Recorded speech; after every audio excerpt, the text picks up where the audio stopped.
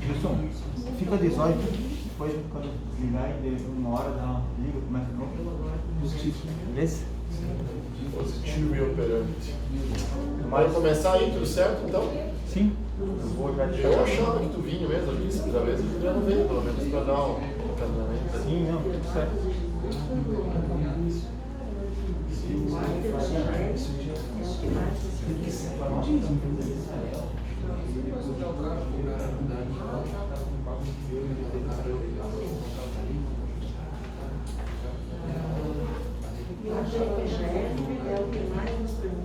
Gravando aí então. Pessoal, boa aula aí pra vocês. Tá? Subir um pouco lá. Meus irmãos, então assim, esse nosso livro aqui, ó, também, eu dei o Sociologia do Antigo Testamento, também fui eu que dei. Então assim, às vezes essas bombas aqui, elas acabam vindo para mim, digamos assim, né?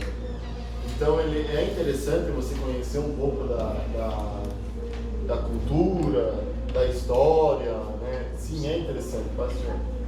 Só que às vezes se torna muito maçante, né? Então, eu não sei como é que foi a aula de vocês semana passada, mas assim, falar sobre a filosofia grega, né? A questão de estoicismo, neoplatonismo, epicurismo, são coisas que a gente não vai utilizar, né? Só que quando você vai fazer algum curso de teologia, tem algumas matérias que elas são meio que obrigadas a estarem ali, né? Então você tem um cronograma a ser. Por exemplo, você vai fazer o curso aqui, você vai estudar a história da Assembleia de Deus. Você vai fazer o curso da Igreja Batista, você não vai estudar a história da Assembleia de Deus. Então tem algumas disciplinas que elas são optativas, mas tem outras que elas são obrigatórias de ser inclusas, né? Por exemplo, não sei se vocês já estudaram um livro de português, vocês chegaram a estudar, mas tem uma disciplina que é português, você não tem que estudar, porque é obrigatório você ter incluso essa disciplina no cronograma do curso, sabe? O livro de didática também, eu sempre conto que eu comecei a teologia, o primeiro livro que eu comecei a estudar é didática, meu Deus do céu, sabe? Mas é uma questão que é obrigatório do cronograma do curso. Então, qualquer curso de teologia que você for fazer, a maioria das matérias vão ser as mesmas, porque elas são obrigatórias, são uma grade. E algumas outras, assim, são optativas. E essa questão de estudar sobre a cultura, né, do povo e tal, já é algo que se torna obrigatório. Então ele é um livro bem curto, né, bem breve, por isso que eu até falei, quando o Juliano me deu o livro, eu disse, olha, vamos resumir, né, vamos aproveitar, dar uma agilizada aí no livro, porque senão ele se torna muito maçante, muito pesado. Que não falei ali, esse livro aqui, os irmãos leem em casa o livro aí e segue viagem, né? Então hoje seríamos sobre Roma, né? A influência romana. Então, como os irmãos aí já viram, né, ao longo do nosso livro, o Antigo Testamento ele vai terminar ali com os persas, né, reinando.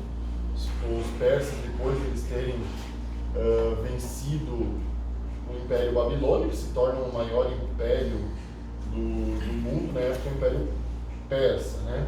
E no período interbíblico, que é o período em que a Bíblia não se manifesta, ali mais ou menos 400 anos e tal, então vai surgir os gregos, né?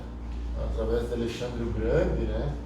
Que acaba se tornando um grande líder, um grande conquistador, e vem a se tornar o maior império do mundo. E aí, como a gente já viu, né, os gregos eles contribuíram para o quê? Eles contribuíram para uma única língua, né? Então havia facilidade de você vai escrever livros para uma determinada igreja, você não precisava escrever em várias línguas, lá tem que ser grego, lá tem que ser hebraico, não. Então acaba se tornando a língua universal. O helenismo na época, né, como se dizia, ele predominou a ponto de que o mundo era, quem sabe, até mais globalizado do que hoje, né? né? Porque hoje, se tu vai escrever no Brasil, tem que ser em português. Se tu vai escrever na Inglaterra, tem que ser em inglês. Então a gente via Deus trabalhando no meio de tudo isso, né? De esse desejo que os gregos tinham em saber da origem do mundo, em saber da origem da vida material, né? Porque quando você começa a pensar racionalmente, eu tenho um colega meu de trabalho que eu não sei como é que ele se define, ateu ou não, e é interessante você conversar com ele, porque ele diz assim, ó, alguma coisa tem, ele fala. Eu não sei se é Deus ou o que é que tem, mas alguma coisa tem por trás disso tudo. Ele diz, ele não vai na igreja, nada disso. Mas ele diz, até ensino meus filhos lá, fazer uma oração lá, pro anjo da guarda e tal. Quando eles seguirem, eles crescerem, eles escolhem a fé que eles quiserem. Mas ele diz, alguma coisa tem. Sabe? Porque a organização do mundo, né? Como é organizada as coisas, né? Os gregos pensavam muito isso, sabe? Tipo, a água evapora, vira nuvem, chove e tal, as estações do ano, e, enfim, sabe? A própria cadeia alimentar que a gente estuda lá no colégio, né? Que tal animal, come aquele animal, come aquele e tal. E é um ciclo, e quando você acaba tirando um animal, tu extingue ele, quebra toda uma cadeia alimentar. A própria composição do corpo humano, né? Se você pegar e misturar todos os ingredientes do corpo humano, né? O corpo humano é formado, diz que vira um negócio fedorento, assim, extremamente fedorento, sabe? Da composição do que é. Tanto que quando o ser humano ele morre, fica aquilo lá, né? É um negócio assim. Então, isso leva, que nem o meu colega ali e tal, e levava os gregos a pensar, tem alguma coisa por trás disso, sabe? Tem alguém que deu origem a tudo isso. Ah, nós temos as estações do ano, nós temos o dia assim, tá, nós temos aí eles começaram a pensar, nós temos a árvore, mas quem plantou a árvore, mas quem não sei o quê, mas quem... Teve algum princípio. E esse princípio, ele tem que ser, como é que se diz assim, ele não pode estar preso às mesmas regras que nós. As regras de tempo, as regras da matéria, ele tem que ser alguém que está... Então, eu até falei, né, naquela aula que eu disse que eles chamavam esse princípio de logos, né? Que eles diziam o logos que era a causa primeira de tudo, né? E aí alguns diziam que era o fogo, outros diziam que era a água, né? Então os gregos, eles foi interessante porque eles desenvolveram isso na mentalidade das pessoas, né? E a gente vai ver a diferença dos romanos, que os romanos não tinham muito essa questão do conhecimento. O negócio deles mais era batalhar e ganhar território. Então isso despertou, isso foi bom para a pregação do evangelho. Sabe, porque assim, quando Paulo ia numa sinagoga, o Paulo poderia ser açoitado e sair de lá corrido. Mas quando Paulo ia lá no Areópago, lá em Atenas, eles iam parar para ouvir Paulo, porque é interessante, sempre uma filosofia diferente, um pensamento diferente e tal, né? Tanto que Paulo aproveitou aquele dia e disse, deixa eu pregar sobre esse Deus aqui, né? O Deus desconhecido. Então os gregos, eles contribuíram com isso. Aí quando Jesus vem, quem comandava o mundo já era então o Império Romano. O que o Império Romano ele vai contribuir? O Império Romano ele foi um império assim que ele avançou muito na questão de infraestrutura. Então se criou muita prática de estradas com eles, estradas pavimentadas, né? Não com asfalto, logicamente, mas com pedras e tal. Né, que seria parecido com um calçamento hoje, e estradas que faziam um deslocamento, facilitar de você ir para um lugar, de você ir para o outro, leis bem organizadas, sabe, argumentos jurídicos que a gente ouve até hoje, políticos também, né, o famoso Senado de Roma e tal, né, que até hoje existe, né, na maioria das democracias, né, a questão do Senado. Então a questão de você ser um cidadão romano, de você ter privilégios por isso, por você ser um cidadão romano. Então houve o período da Pax Romana, que foi quando Roma não estava em guerra, quando Jesus viveu aí, os apóstolos também. Roma não estava batalhando contra nenhum império. Às vezes tinha uma guerra civil, alguma coisa ali e tal, mas não tinha assim uma guerra contra outros territórios, né? Então isso facilitou o quê?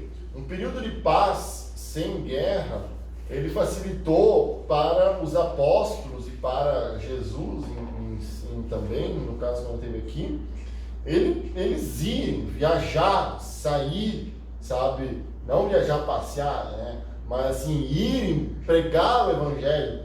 E daí tinha aquela oportunidade, você estava em Roma, mas você poderia pregar em Corinto, e você ia lá e pregava na mesma língua. Porque foi a herança que eles trouxeram dos gregos, apesar de Roma ser, falava o latim, né? Mas o grego ainda era a língua principal, né? Então, trouxe essa facilidade também, né? Então a gente via que tudo estava sendo preparado da maneira correta, no tempo correto, para Jesus realmente nascer como homem e para desenvolver, então, a pregação do Evangelho, né? Então, meus irmãos, hoje o livro aqui ele vai falar, até vamos falar aqui sobre alguns imperadores e tal, né? Mas aqui na página 44, do surgimento de Roma, 44, 45, não sei se vocês já tinham visto essa foto aqui, né? Mas é a famosa história de Rômulo e Remo, né? Que eles foram criados, amamentados por uma loba, né? E lógico, né, que isso aqui provavelmente é história para boi dormir, tá? É que nem a história de Mowgli, né? Lembra do Mowgli lá, o menininho que foi criado lá pelos animais e tal, né? Na minha época era o Tarzan. O Tarzan também, mas o Mowgli é bem parecido quando eu era pequeno, né?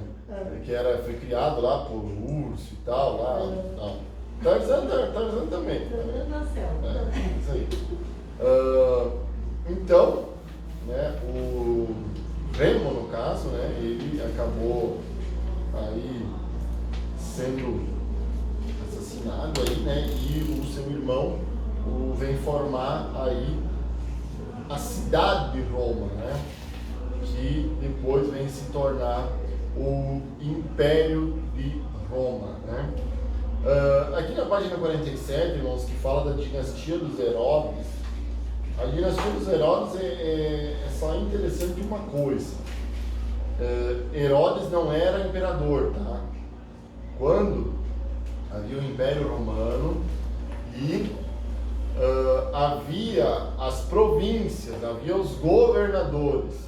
E o Herodes, ele era um governador, tá?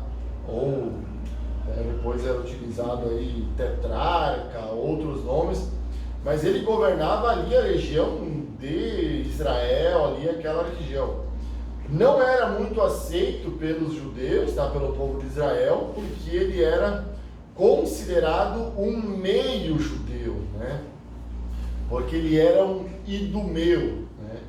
E os idumeus, então, eles tinham uma descendência ali mais dos edomitas, né? Os edomitas eram os descendentes de Esaú. Então havia os edomitas descendentes de Esaú e os israelitas ali, os descendentes de Jacó. Então o povo acabava por não aceitando muito Herodes, né? Você vai ver vários Herodes na Bíblia, né? O Herodes o Grande, né? Que era o Herodes ali quando Jesus vem a nascer. Vocês lembram ali que ele foi aquele que mandou matar, né? Mandou matar as crianças, né, ali em Belém, e às vezes dá aí uma ideia de que foi uma matança geral, né, mas na verdade provavelmente matou aí 10, 15 crianças. Belém era uma cidade, era uma vila, não era nem uma cidade. Então esse era o homem que comandava, né, em Israel, e o governo de Israel.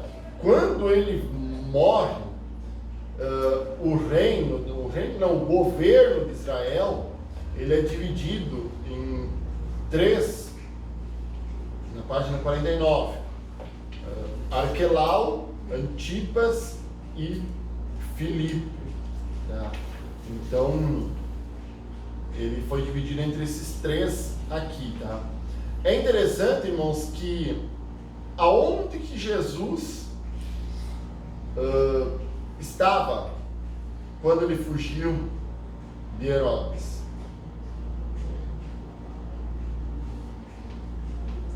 Quando ele nasceu, que ele teve que fugir, né?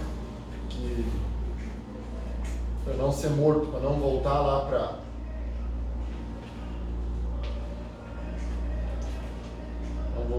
Israel. Ele não lembra que país que ele foi fugido? Ele fugiu para o Egito. Foi o Egito, não, Jesus. Ah, Jesus? Jesus, ele fugiu para o Egito, né? E ele só volta de lá, do Egito, a sua família só volta de lá quando Herodes morre, né? Que o próprio Deus então avisa que eles poderiam voltar, né, para Israel. E é interessante que quando eles voltam então, porque já havia passado quando Herodes falou, né, para os 3 magos lá, né, que não são 3, né, a Bíblia não diz quantos que eram, mas diz que eram 3 presentes, mas a Igreja Católica dá até nome para os caras, né, então, como é que era? Baltazar e...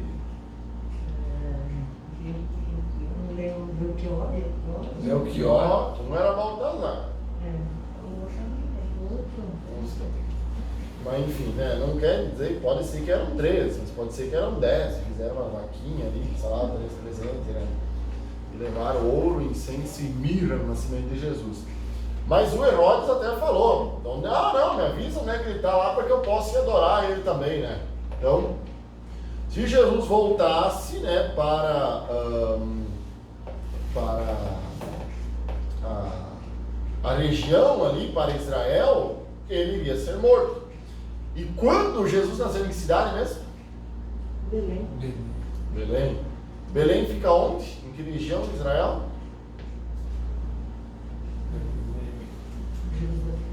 Belém da Judéia. Então, quando Jesus nasce em Belém, ele foge, né, para o Egito. Ele fica lá no Egito. Quando Herodes morre, é avisado, ó, pode voltar que está morto o Herodes. Jesus voltaria para a Judéia, para Belém. Mas a Bíblia diz que quando o José ficou sabendo que quem estava governando na Judéia era Arquelau, ele decide então ir para Galiléia, porque o Arquelau era do filho de Herodes o mais cruel, o mais assim, né, severo. Então, por isso, José decide criar Jesus com a sua família na região da Galiléia, né? E daí que Jesus aí cresce na cidade de... Que cidade Jesus cresceu? Jesus o Nazareno, né? Na Galiléia. Entendeu? Então Jesus nasce na Judéia, foge pro Egito, né? Mas só um questionamento, mas eles moravam antes nessa região da Galiléia, né? Porque vai falar que ele sai da Galiléia e vai para a Judéia. Então da Judéia ele vai para o Egito e depois ele retorna para a Galiléia. Só que aproximadamente com qual idade, professor? Eu não me lembro se fala na Bíblia. Porque Jesus, assim, ó, na Bíblia o que tem de informação é que ele recém-nascido, ele foge.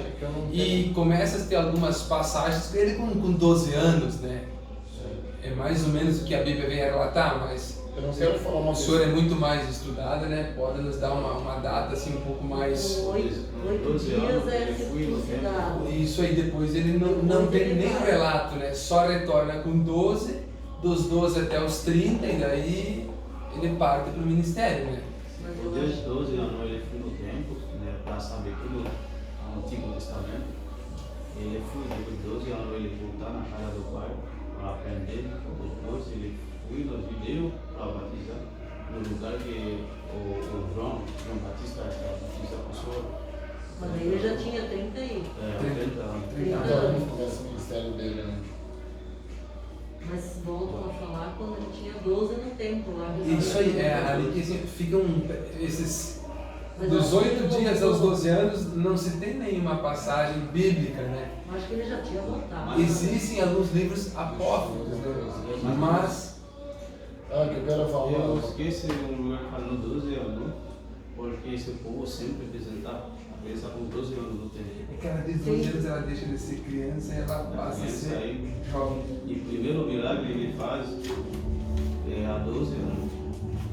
Para o filho dele quando confessa. Mas não está na Bíblia. O primeiro milagre não está na Bíblia. Esse de 12. É toda informação, né? O primeiro é o do casamento lá. O casal do vinho, né? Esse é o primeiro da Bíblia. É o primeiro relatado. Eu vi esse filme aí, aquele do passarinho que mora. Que ele fazia pombinha e Que ele fazia pombinha de barro, né? e tal, e dava Porque vida.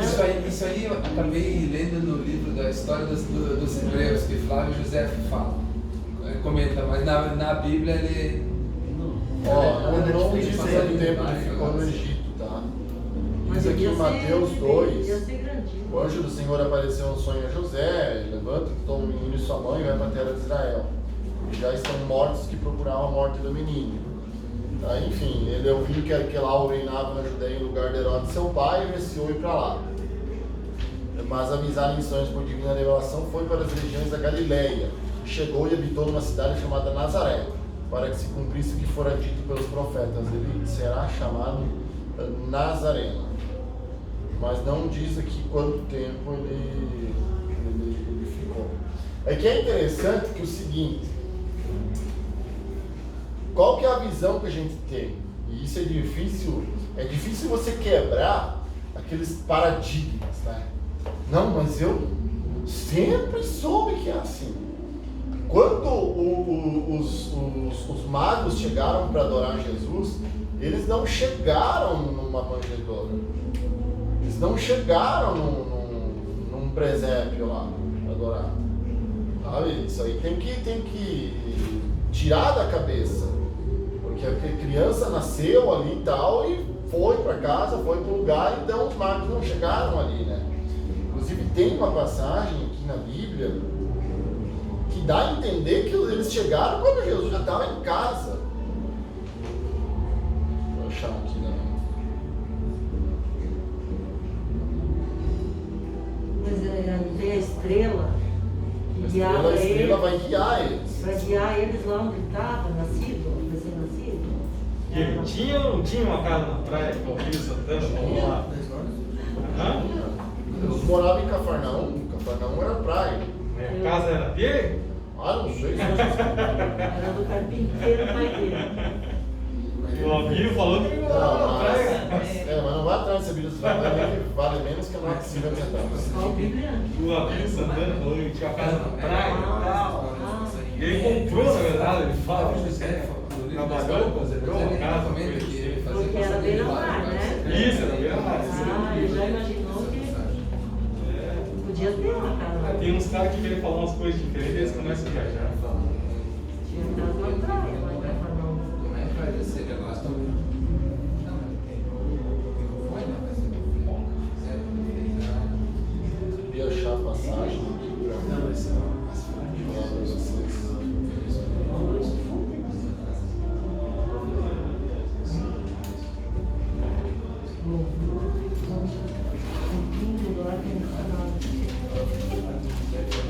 É porque assim, ó, eu queria achar aqui para mostrar para vocês que quem encontrou o menino na manjedoura foram os pastores. Os pastores, sim. Eles chegaram lá e está correto. Os pastores encontraram Jesus ali na manjedoura. Mas os reis magos lá não.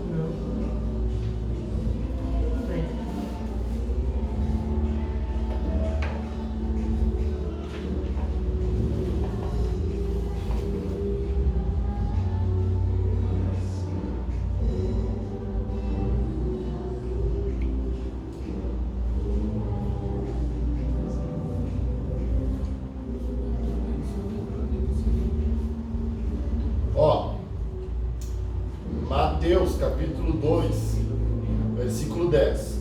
E vendo eles a estrela, alegraram-se muito com grande júbilo. E entrando na casa, acharam o menino com Maria sua mãe. E prostrando-se, o adoraram e abrindo seus tesouros lhe ofertaram dádivas, ouro, incenso e mirra. Até porque assim, eles estavam lá, eles foram falar com Herodes. Herodes ficava na capital, que era Jerusalém. Então você tinha todo o deslocamento para você ir até Belém. Então é só assim, não muda nada, né? É só uma questão de curiosidade mesmo. Mas quando eles chegaram, está na Bíblia.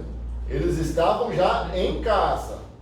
Não era a casa deles, provavelmente, não sei, né? Porque como se viajava de a pé, demorava, às vezes até dias, né? Uma viagem, né? Então, é difícil quebrar, porque assim a gente sempre viu aqueles presépios e tal. Mas quem fala que encontrou o menino na manjedoura foi os pastores. Eles estavam lá cuidando das ovelhas e tal, né? E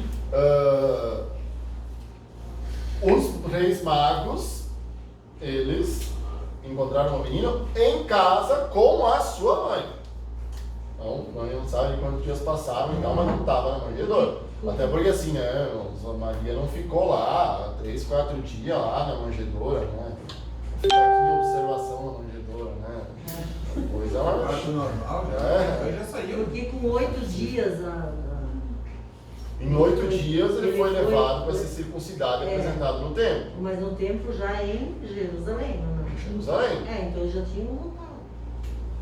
E aí que tá, olha só como é que é. Veja como é engraçado.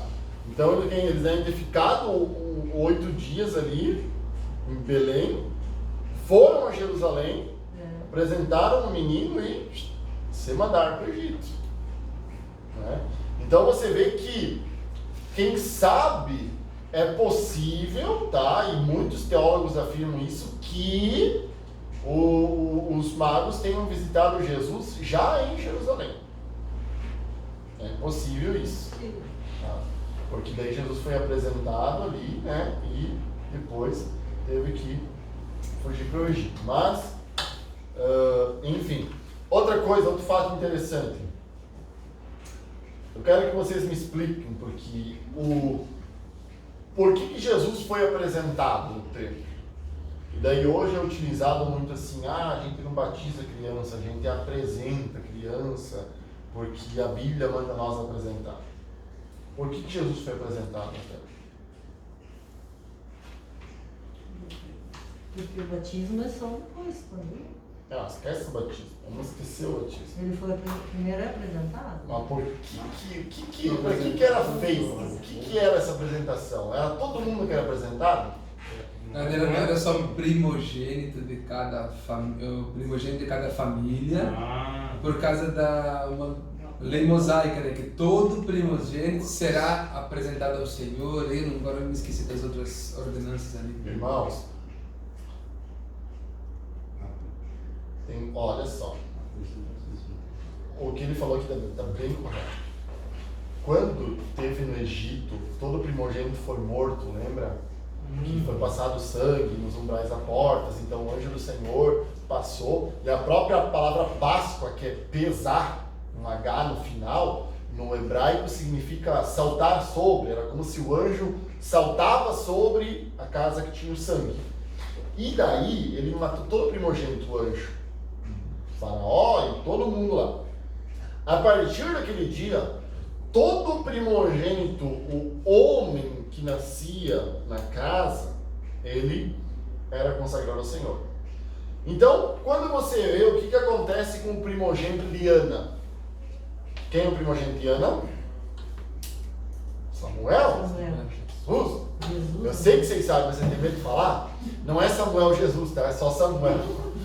O primogênito de Ana é Samuel. O que ela faz? Ó, Deus, se eu tiver um filho, ele é teu. Quer dizer, eu não vou pagar o resgate por ele. Porque todo primogênito era de Deus. E você tinha que levar ele perante Deus, oferecer um sacrifício, uma oferta, que era um resgate que você estava pagando por ele. Isso se fazia com o segundo, com o terceiro, com o quarto, com o quinto, com o sexto filho? Não. Então, meus irmãos, você só pode apresentar o primogênito. Sabia? Não. Ah, o resgate era aquela oferta, até Jesus foi duas. Mas calma aí, onde eu quero chegar? É porque isso é uma prática totalmente da lei. Ela é totalmente da lei. E uma vez eu até cutuquei o Ivonei, né, no púlpito ali e tal, e eu falei, assim, não tem nada errado. Ele disse, é só um ritual, né, mas não tem nada bíblico realmente que dê suporte a isso. Né? Porque era algo da lei. Hoje, no tempo da graça, não é, assim, não é o primeiro, não é o segundo que pertence a Deus, mas é todos. Entendeu? Mas naquela época era um ritual. O primogênito, se eu não oferecesse sacrifício, ele era consagrado a Deus, ele ia exercer o trabalho para Deus, como foi com Samuel, que ficou lá trabalhando com Eli. Entendeu? É por isso que quando Jesus é apresentado no templo, a Bíblia diz assim, ó, se cumprindo a lei. Quer ver? Então é só para vocês saberem, porque às vezes leem aquilo ali, mas não sabem nem o significado daquilo. Está errado você apresentar uma criança? Não, não está errado. Mas está descumprindo algum mandamento bíblico? Não, não está descumprindo nada. Está descumprindo absolutamente nada. É só um ritual da igreja. E se deixar de apresentar? O que tem? Não tem nada, não tem. Nem o primogênito? Não. A gente não vive mais segundo a lei. Ó, e cumprindo-se os dias da purificação, ó, 8 dias foram cumpridos para circuncidar o menino. Foi-lhe dado o nome de Jesus, que pelo anjo lhe fora posto antes de ser concebido. Então eles estavam cumprindo todos os passos da lei. Eu não estou vendo ninguém aqui circuncidando a criança antes de me apresentar. E daí, se nós vamos cumprir o pé da letra aqui, é só o primeiro e mulher se não apresenta, tá? Então, olha só. É porque eu quero que vocês entendam que às vezes a gente não pode ser levado assim, às vezes, por massa de manobra, né? Ah, eu ouço aquilo. Não, vamos aprender a pensar e olhar bem para a Bíblia, né? Então, quando os 8 dias foram cumpridos e tal. Cumprindo esses dias da purificação, segundo a lei de Moisés, o levaram a Jerusalém para apresentarem ao Senhor. Segundo a lei de Moisés. E para darem a oferta segundo o disposto na lei. Um par de rolas ou 2 pombinhos. Que depois vai explicar que esse era o sacrifício de pobres.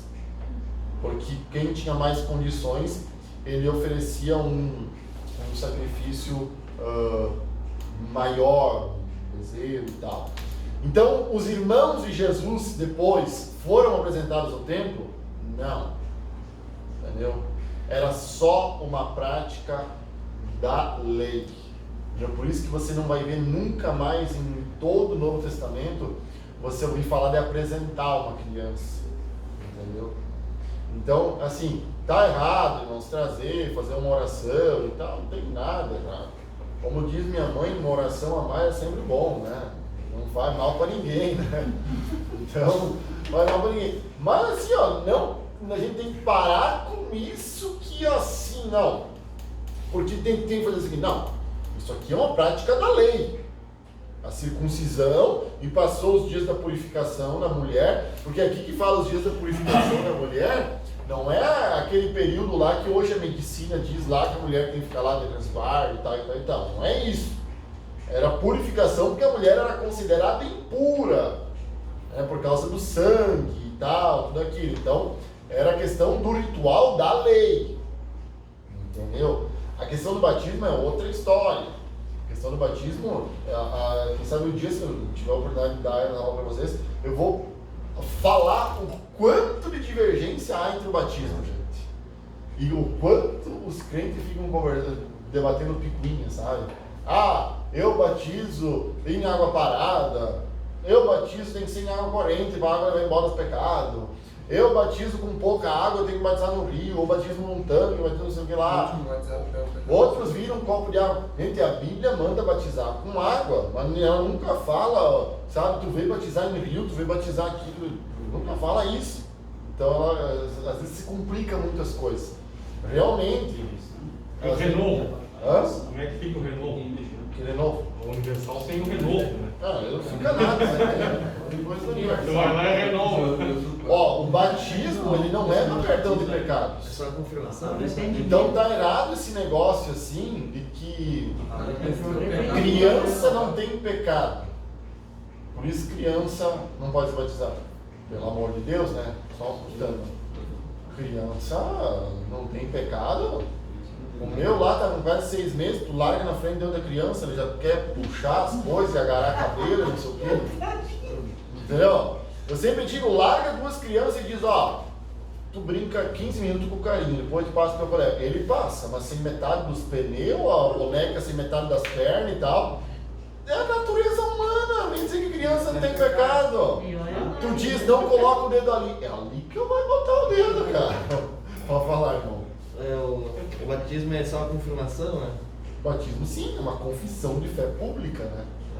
Então você está confirmando diante da igreja, diante da sociedade em geral, né? Mas você já tem que ser convertido.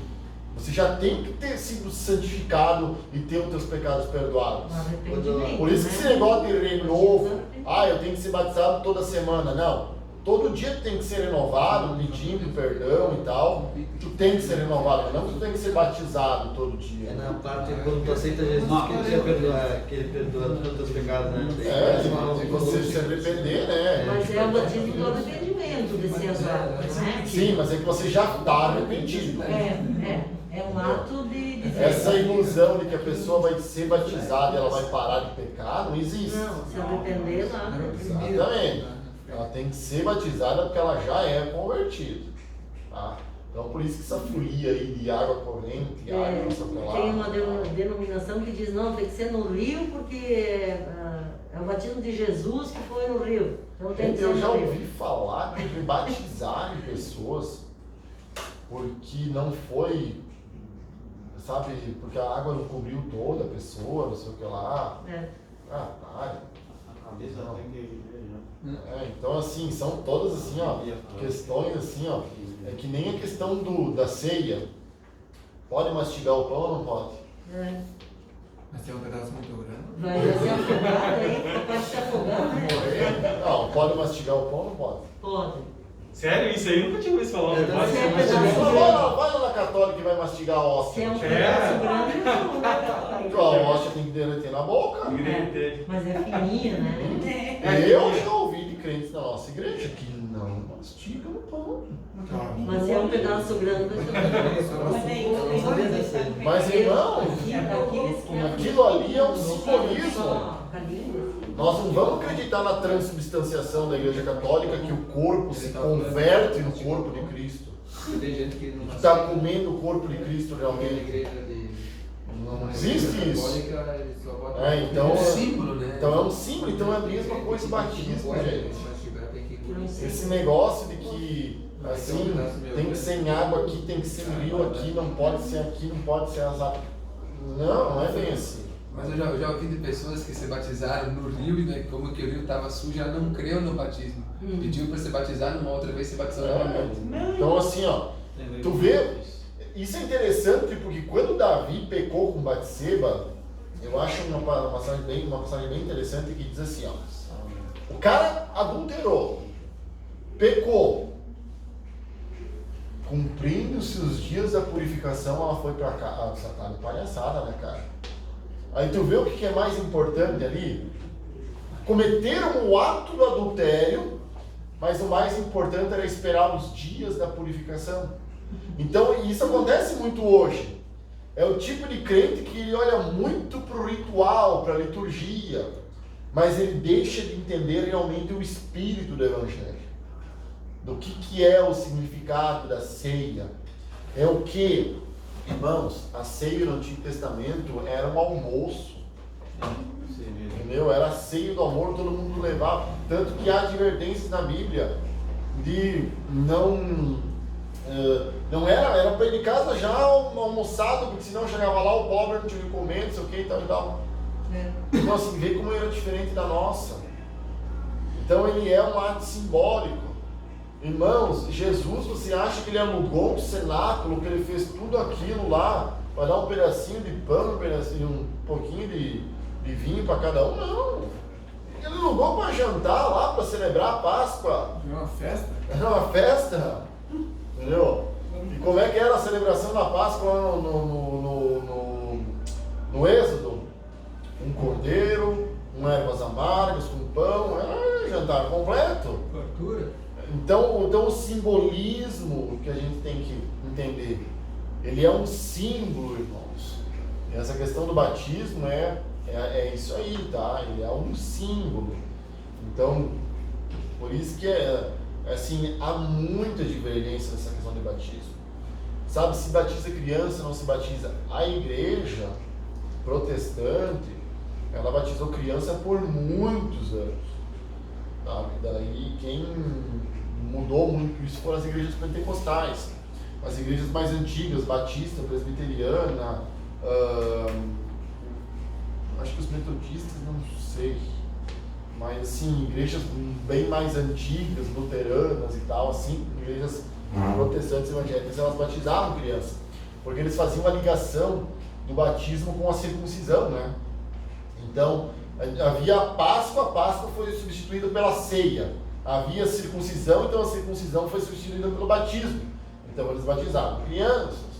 Mas eu não vejo isso como uma loucura do outro mundo, entendeu? Eu acho que tem coisa maior para a gente se preocupar. Mas é verdade. Tem coisa maior para a gente se preocupar. E as pessoas acham isso, sabe, uma loucura. A Batista serve ser para qualquer pessoa, né? E Aí- na igreja deles, católico lá, Aí eles, eu acho errado. eles dão ser, porque eu tenho um ex-patrão meu, eles são da Batista, aquela Ágape, né? Ali da Nova Brasília. E ela um dia questionou, ela disse, vocês não dão a ceia, vocês suco. Eu falei, não, na nossa igreja é só batizar, só toma ceia quem é batizado, né? E não é vinho, é suco. Ela disse, não, nós ali a gente serve para qualquer um. Se eu e um católico lá, a gente serve e eles servem com vinho daí, né? Não é. Aí a maioria Não é das suco. denominações. Eu brigo com essa aí também. O que eu acho errado é o seguinte. Daí ela ficou debatendo Vinho, mas eu vi que agora com esse pastor é diferente. O que eu acho errado é vir alguém da quadrangular e não poder tomar ceia aqui. Eu acho também. Mas aí eu já ouvi o Kennedy, o pastor, dizer, se você é membro de alguma outra igreja, pode tomar. Mas antigamente diziam, os membros em comunhão e tal. Então quer dizer o seguinte, só faz parte do corpo de Cristo da Assembleia. Então, o corpo de Cristo, eu acho que se a pessoa é convertida, batizada e tal, fica à vontade, batista, quadrangular, luterano, enfim. Luterano, as pessoas têm um pouco de preconceito porque ele se perdeu um pouco no caminho, entendeu? Mas é uma igreja evangélica. Ele é batizado? É uma igreja evangélica. Só não tem os santos lá, né? Ela é bem parecida com o catolicismo, né? Só não tem mesmo as Mas imagens se lá. você for ver a teologia deles, é uma teologia evangélica. Então isso eu acho errado. Eu Você congreguei. não batizar quem é de outra igreja. Pra batizar qualquer um assim, Deus dará, aí também não. eles dão, tipo, que nem ela disse, a minha mãe é católica e vai lá, o pastor dá a ceia pra eles. A questão de vinho, assim, ó, o cara tem que manobrar muito na Bíblia para ir contra esse negócio de vinho, sabe? Mas tem que manobrar bastante. Eu não bebo, tá? Eu posso deixar isso bem claro. Eu não bebo, eu nunca bebi. Eu tive vários exemplos na minha família do que bebida causa, tá? Então eu, pra mim, assim, ó, posso ir em um lugar que estão bebendo, que vão me oferecer à vontade. Eu não me sinto atraído, não me sinto tentado por isso, não tenho problema para beber. Mas assim, tem que manobrar muito, tem que dar muita volta na Bíblia para querer transformar vinho em suco de uva, em tanque, em não sei o que e tal. É bem complicado. Bem complicado. Pastor. Se a igreja não tem Por exemplo, ó, a mãe é evangélica, o pai não é. Não são membros dessa igreja aqui. Não pode apresentar filho, né, bebê? Mas todo mundo apresenta Pois criança é. aí. Mas eu acho que tem que ser membro. Não? Lá no Nações a gente apresentou várias que Qualquer criança. nem o pai, nem o é só o amigo que frequenta, mas daí porque a família é meio ateu, assim, à toa, né? Aí acabam convidando. Aí é que eu digo. É. Aí vem um casal que não tem nada a ver, nunca pisou na igreja, mas vem para apresentar a criança. Gente, é ritual. É ritual. O que vai fazer a criança permanecer na fé é como os pais vão educar aquela criança.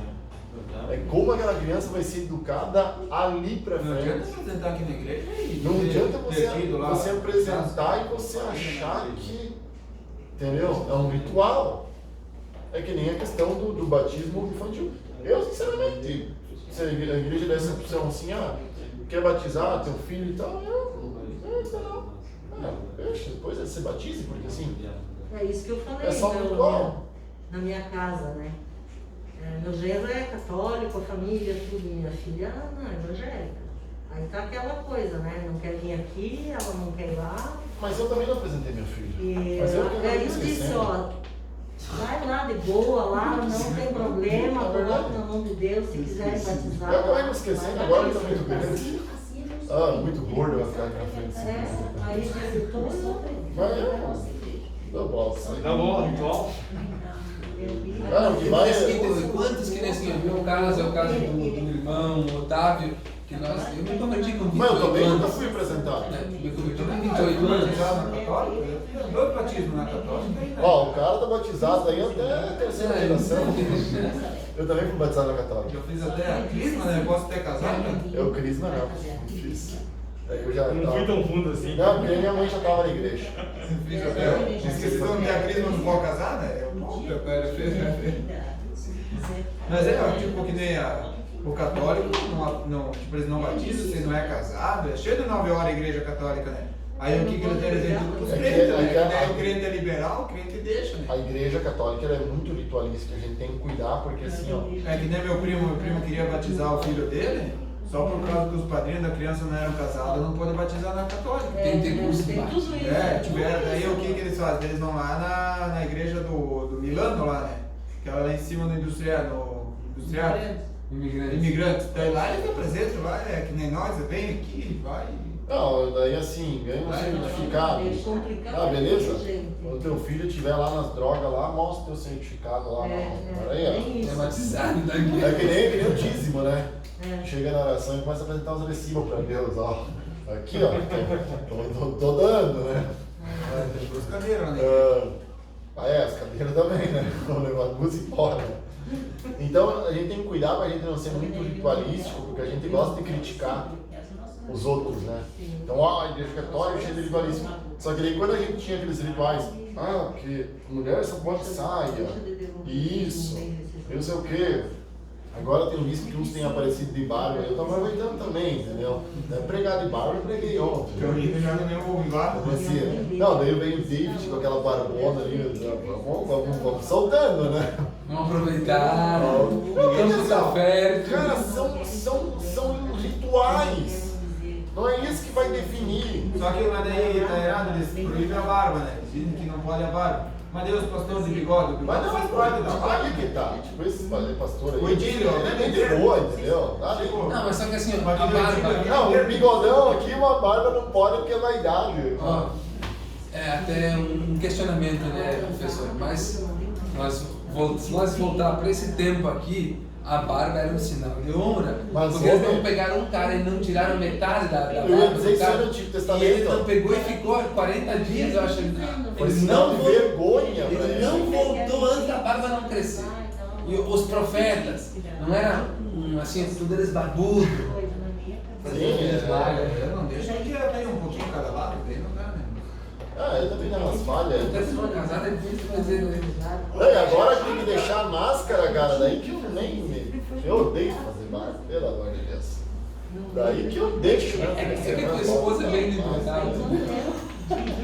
Mas, cara, não tem como, você não vai achar base bíblica para defender isso aí. Você não consegue achar base bíblica para defender Uso isso. costume, né? É que nem questão de roupa, né? De calção. Cara, é liturgia. Sabe, é liturgia. Eu que não. Me lembro a primeira vez que o pastor foi me visitar, quando ele recém chegou aqui. Eu tinha chegado no trabalho, fui lá, botei uma bermuda e tal, minha mulher de calça lá. Ele chegou e eu disse, ó, eu sou assim, pastor. Eu não lembro que o pastor está chegando na minha casa, que eu não saí correndo lá dentro, lá para me enfeitar tudo e tal, porque o pastor está chegando e tal, e tal. Daí ele falou, mas que mal tem isso, o time está pegando, não sei o quê. Então, aquela famosa história, né? As pernas das mulheres é mais bonitas que as pernas dos homens, mas elas podem mostrar as pernas, os homens não, né? Então, assim, é tudo ritual. Então a gente tem que cuidar para não cair nisso, tá? Quando começa demais isso, pessoal, a gente tem que cuidar. Então a questão da apresentação, tá? Não é que não é apresentar, é uma formalização. Você vai estar apresentando teu filho, a igreja vai estar orando e tal, então, ótimo. Mas não tem nada de anormal aí quando uma vez tinha um outro ritual bem grande, né? Que era se o casal não casava na igreja, né? Jesus, se o casal casava tipo num clube, alguma coisa assim, tinha que casar na igreja, né? Mas é interessante que daí às vezes a gente vai no culto e diz, né, que a igreja somos nós, né? Que não é a construção, que onde tem dois ou mais reunidos, ali Jesus está, porque nós somos o templo do Espírito Santo. Então quer dizer que se os crentes estão reunidos lá no templo, lá no clube lá e tal, fazem oração lá, o casamento está abençoado e ponto final. Mas antigamente tinha esse costume, se não for na igreja vai dar problema, vai dar divórcio, vai dar encrenca no casamento.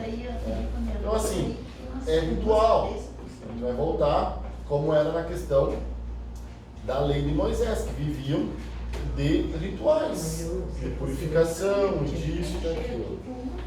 Então é interessante a gente entender, né, quando fala na Bíblia da liberdade cristã, o que é você ser livre? Irmão, você ser livre é você estar sem essa questão desses ritos, entendeu? Desses rituais. Rituais é diferente de ordenanças, sabe? Então, o batismo é uma ordenança, é para batizar, em nome do Pai, do Filho e do Espírito Santo. A ceia é uma ordenança. Jesus disse que era para fazer a ceia em memória de mim até que eu volte. Então é uma ordenança. Mas tem que cuidar para daqui a pouco não virar sacramento, que nem a igreja católica, entendeu? Que tem que ser assim, tem que ser assado, tem que ser daquele jeito. O que é virar sacramento, irmãos? A ceia é uma ordenança, sabe?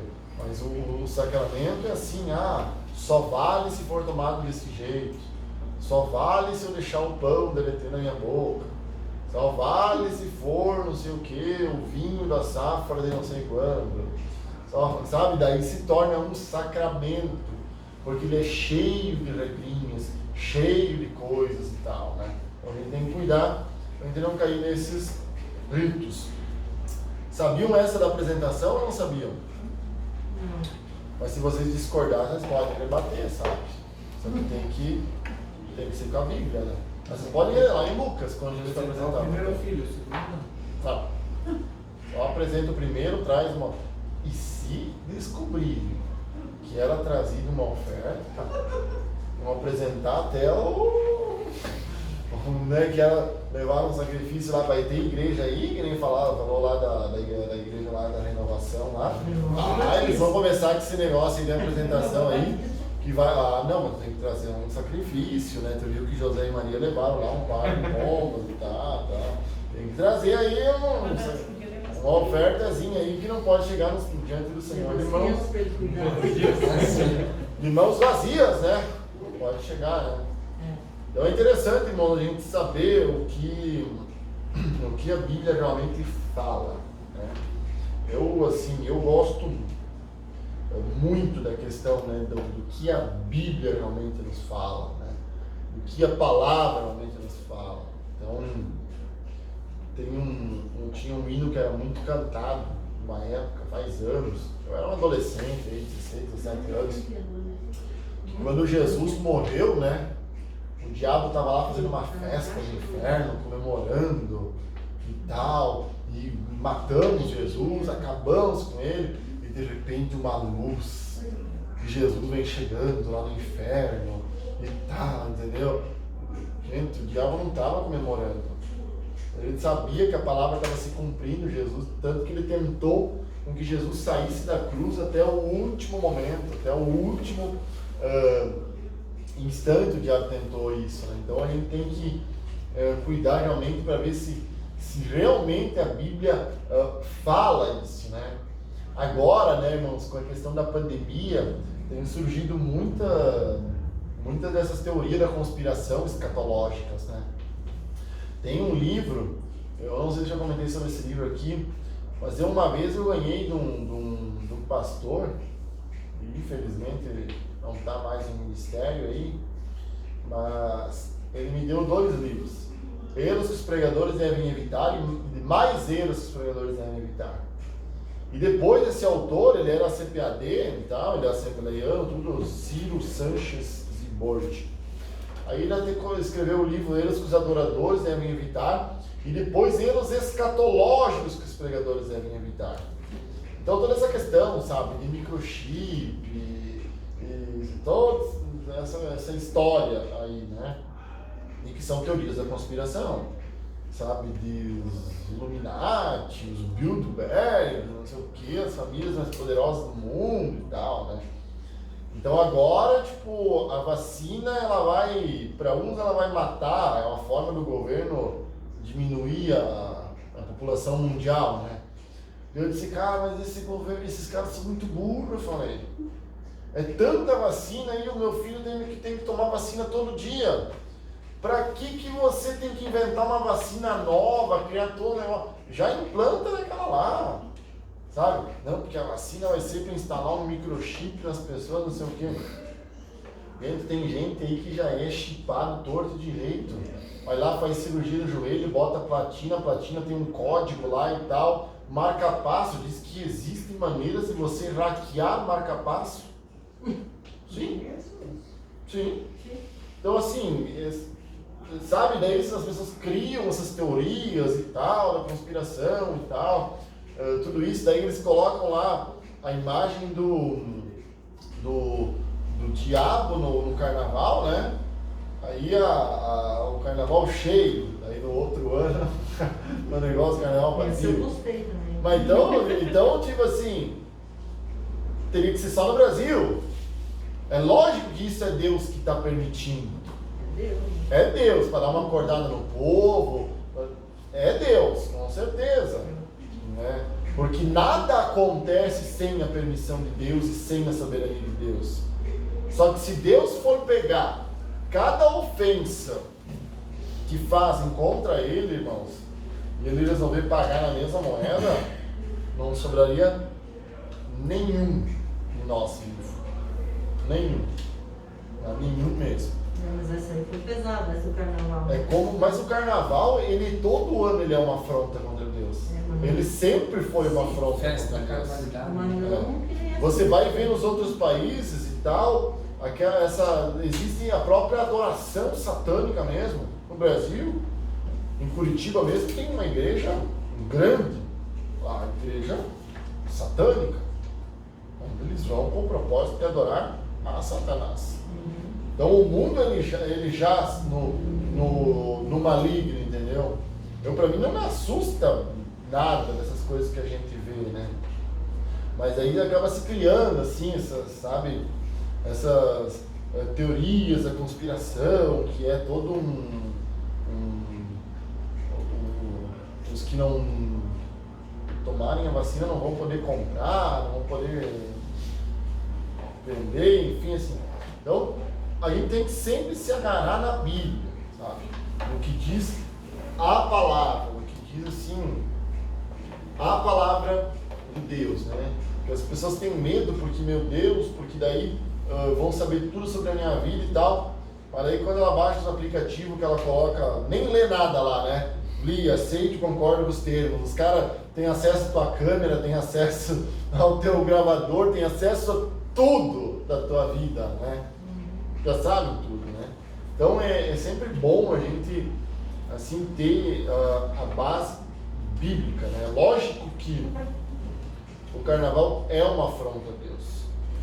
Aquilo ali é uma coisa assim... Eu acho legal porque o carnaval ele é uma festa tão repugnante que mesmo pessoas que nem creem em Deus, eles abominam o carnaval, né? Mesmo pessoas assim que não têm a mesma fé que nós, eles abominam porque assim, é uma coisa assim... É uma coisa bem degradante, né? Irmãos, vamos adiante então. Daqui a pouco já terminamos. É que se eu não cumprir minha meta aqui, eu não ganho salário do jogo. Aí uns 10 minutinhos. Então a gente vai ver aqui dos imperadores romanos, né, na página 54. Aí tem alguns famosos aí, Nero, né? Já falei para vocês de Nero, né? Foi o que colocou incêndio em Roma, culpou os cristãos. Foi o que matou Pedro, matou o Paulo também, né?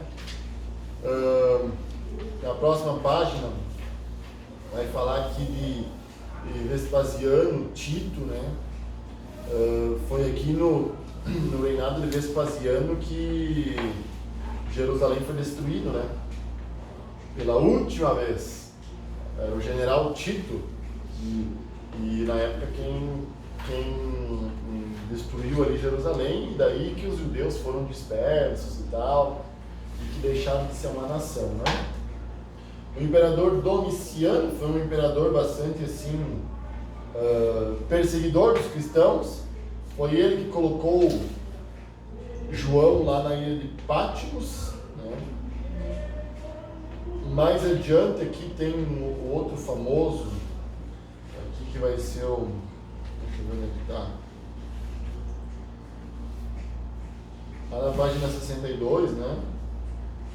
O imperador Constantino, né? Esse acho que todos vocês já ouviram falar, né? A partir daqui que começa a mistura da igreja com o Estado, né?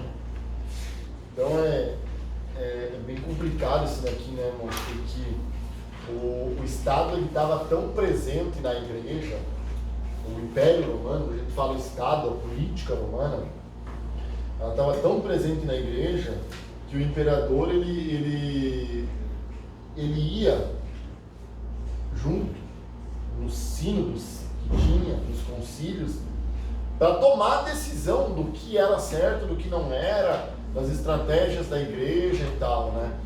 Então a gente sempre defendeu, né, que a igreja evangélica, ela é a igreja apostólica, a gente é uma igreja apostólica, a gente é uma igreja católica, que significa, né, mundial, universal, mas a gente não é uma igreja romana, que romana daí é a questão do Estado. Então isso é muito preocupante, irmãos, sabe? A questão quando começa a misturar Estado com igreja. Hoje a gente tem muito esse conceito, se o cara é evangélico, eu tenho que votar nele. Aí acontece que nem aquela deputada lá, Flor de Lis, né? Uma santa mulher de Deus. O marido era pastor, pregava nos Gideões e tal, né? Famoso. ela uma cantora e tal. E era uma orgia, era um absurdo o que acontecia naquela casa lá, não sei se vocês viram aí. Eu ouvi pelo menos.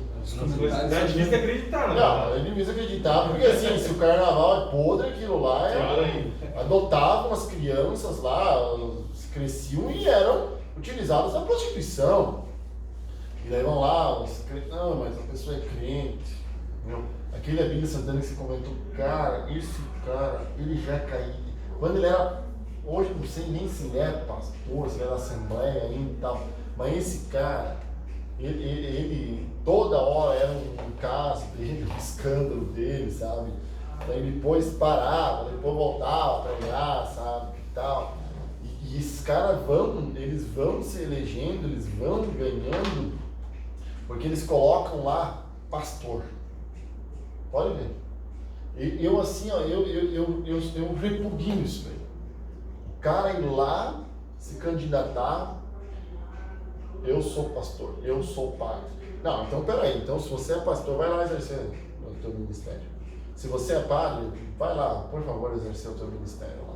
Entendeu? Sabe, o cargo de pastor, pra mim, ele tá acima do cargo de político. Pra mim, ele tá acima. O cargo de pastor, ele tá acima, é como dizem, o cara é embaixador, né? Embaixador do reino dos céus, né? Ele tem aquela famosa frase, eu sou ministro. Tem ministro? Sim, eu sou ministro do Evangelho. Então, assim, tu tá acima disso. E daí tem aquela famosa frase, por exemplo, do Billy Graham, né?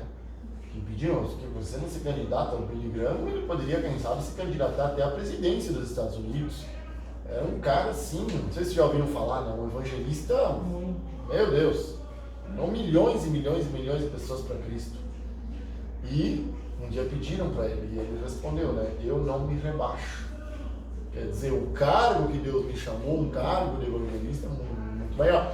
Não que você não possa ter pessoas cristãs lá. Sim, pode, deve. Mas às vezes o porquê elas estão lá. E a gente vai através disso.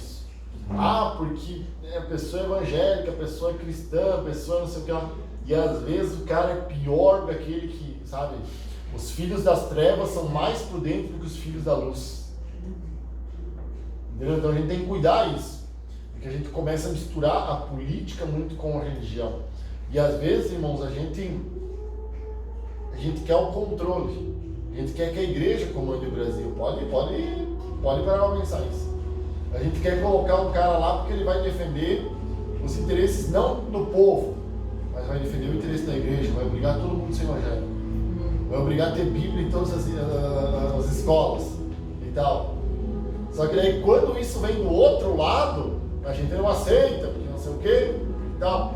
Então é difícil, mas enquanto a gente está nesse mundo, Jesus falou, vocês estão no mundo, mas vocês não são do mundo. Então nós temos que conviver com outras pessoas, temos que conviver com diferenças, né? Lógico, né, irmãos, que a gente às vezes vai lá e a gente gostaria de ter ministros do Supremo que votassem contra aborto, essas coisas, né? Que o último Boca Aberta ali que foi indicado para o Supremo é mais um da mesma turma, né? Que achava que ia ser uma pessoa, né? Só que assim, ó, vai chegar isso aí, tá? Vai chegar nisso. Vai chegar no Brasil e vai se aprovar essas coisas aí. Isso é bíblico, infelizmente, a igreja vai lutar, mas isso vai chegar. Homossexualismo e tal, no Brasil ainda não é tão forte. Eu nem sei bem como é que é esse negócio da lei, né? Nunca vai acontecer de um casal homossexual chegar na igreja e o pastor ser obrigado a casar. Isso aí não vai acontecer. Isso aí não vai acontecer porque, assim, a igreja também tem a sua liberdade. Então não é bem isso que vai acontecer da maneira como fala. Mas vai acontecer dos homossexuais. Na verdade, hoje eles têm até mais direitos do que nós, né? Pode falar mal do hétero, falar mal do homossexual, vai uma mulher para a cabeça, né? Mas isso vai acontecer, porque está na Bíblia, é o fim dos tempos e tal, e vai acontecer por mais que a gente luta contra, né? E quando a gente vê, tipo, que nem ali na Argentina foi aprovado o aborto, né? Faz muito. A gente tem aquelas pessoas na rua, comemorando, celebrando, cantando, como se fosse a torcida do Grêmio ontem lá, né? Cantando aí, né? Que o Inter perdeu, né? E, tipo, nas ruas, celebrando, cantando, por terem aprovado o aborto. Então, assim, é uma coisa absurda, mas está na Bíblia que isso vai acontecer, né? Vai chegar o final dos tempos aí, né? Irmãos, vamos jogar a rede? Alto, senhor. Tudo certo aí para a prova? Eu já destaquei ela. Já estava passando as respostas para todo mundo aí? Meu, seria interessante, tá, que você desse uma lida assim nesse livro, tá, irmãos? Eu sei que não é um livro que desperta muito interesse dos irmãos pela matéria, mas seria interessante que você desse uma lida assim, só uma